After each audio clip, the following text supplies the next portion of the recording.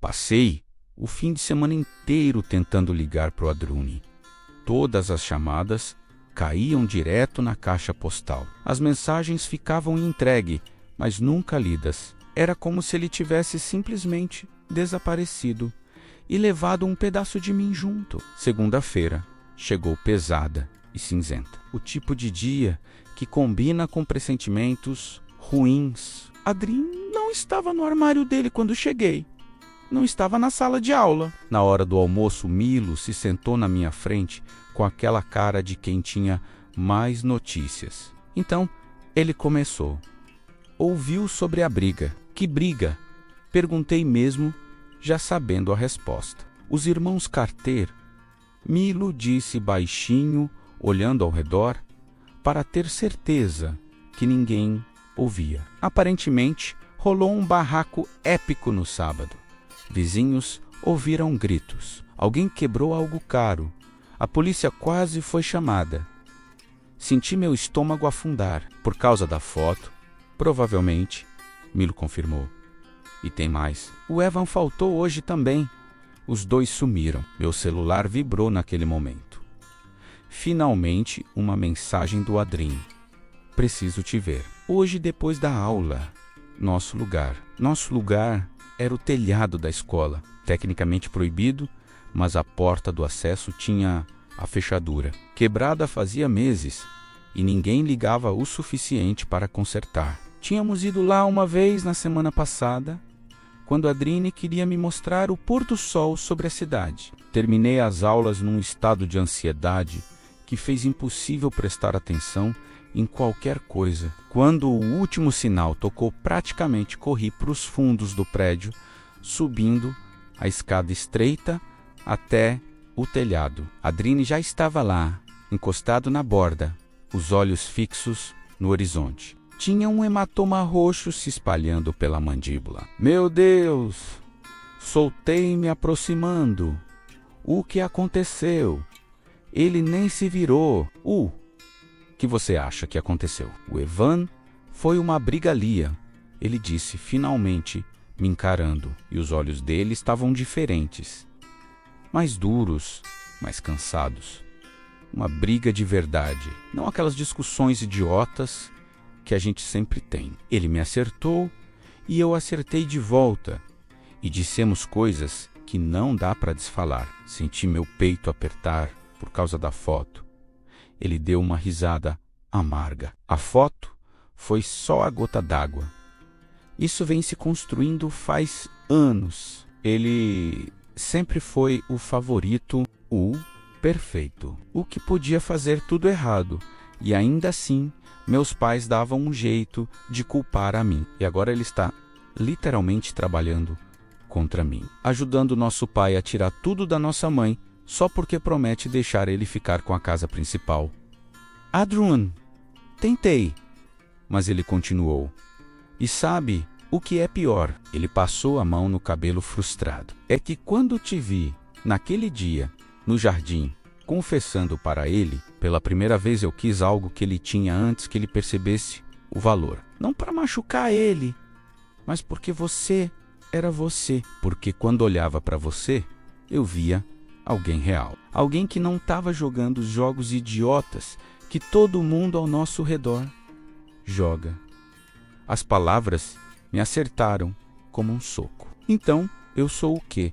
Uma peça de xadrez. Não, ele disse rispidamente, dando um passo na minha direção. Você é a única coisa nessa bagunça toda que não é sobre eles. Sobre essa guerra, você é só sobre nós. Mas agora até isso está manchado porque ele sabe. Sabe que escolhi você. Isso mata ele mais do que qualquer coisa que nossos pais possam fazer. Não sabia o que dizer. Parte de mim queria consolá-lo. Outra parte ainda estava processando a violência da situação. O silêncio se estendeu até que ele suspirou. Minha mãe quer que eu vá morar com ela. Ela está alugando um apartamento do outro lado da cidade. Longe do meu pai, longe dele. Eu acho que vou aceitar. Meu coração despencou. Isso significa que vou ter que mudar de escola. Ele completou. Provavelmente mês que vem, assim que o juiz decidir a custódia. Não, a palavra saiu antes que pudesse pensar. Não, você não pode simplesmente ir embora. Não tem escolha, Leon, ele disse. E pela primeira vez ouvi derrota na voz dele. Ficar aqui, ver ele todo dia, sabendo que ele me traiu, sabendo que escolheu lado, não consigo. Então me leva junto, falei desesperado. Quando mudar de escola, eu mudo também. A gente dá um jeito. Ele me olhou surpreso. Você faria isso? Faria qualquer coisa, admiti. Porque quando estou com você, as coisas fazem sentido de um jeito que nunca fizeram antes. Porque você me escolheu quando ninguém mais fez. Porque eu te amo, ele completou suavemente. Pode falar. É isso que você está sentindo. As palavras ficaram suspensas entre nós, verdadeiras e aterrorizantes. Eu comecei, mas a voz falhou. Ele deu um passo mais perto, pegando meu rosto com as mãos. Não precisa dizer agora, não precisa dizer nunca, se não tiver certeza. Mas eu preciso que você saiba. Tudo que fiz desde aquele primeiro beijo foi por você. Não para ganhar dele.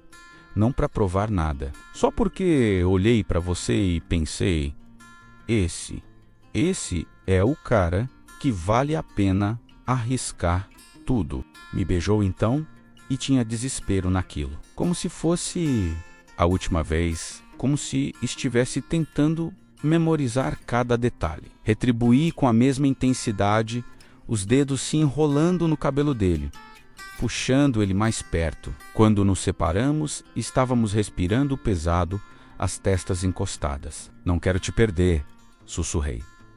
Não vai, ele prometeu.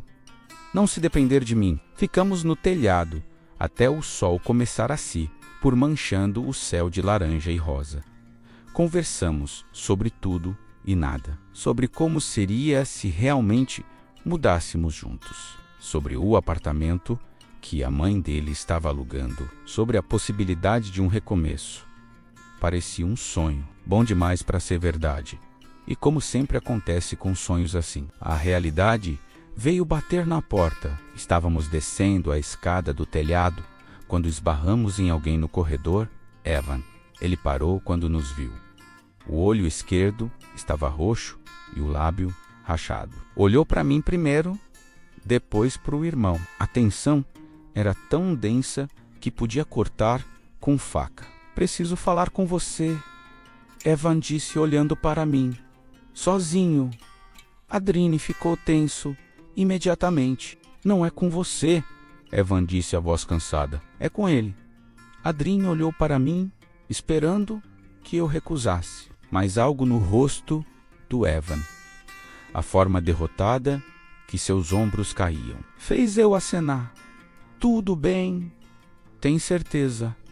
Adrine perguntou baixinho. Estarei bem, prometi. Ele hesitou, depois assentiu. Vou esperar lá embaixo. E nos deixou ali, Evan e eu, cercados pelo peso de tudo que tinha acontecido.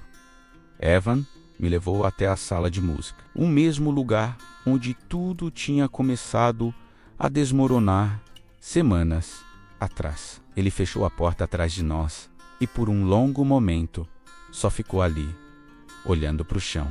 Não estou trabalhando para o meu pai, ele disse finalmente. Aquela foto foi tirada fora de contexto. Não é o que parece.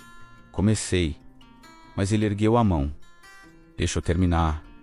Ele respirou fundo. O advogado me procurou. Disse que se eu testemunhasse a favor do meu pai contra nossa mãe e o Adrine, meu pai me deixaria ficar na casa, me pagaria a faculdade, me daria tudo o que eu quisesse. E eu fui lá para ouvir, porque sou egoísta e assustado, e não quero perder tudo o que conheço.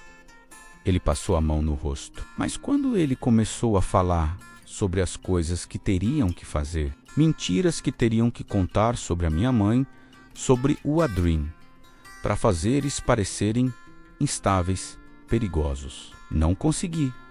Disse não, Disse que não ia ajudar. Olhei para ele tentando processar. Então por que tinha uma foto? Porque alguém quer que pareça que eu estou ajudando? Ele disse amargo. Alguém quer colocar meu irmão contra mim.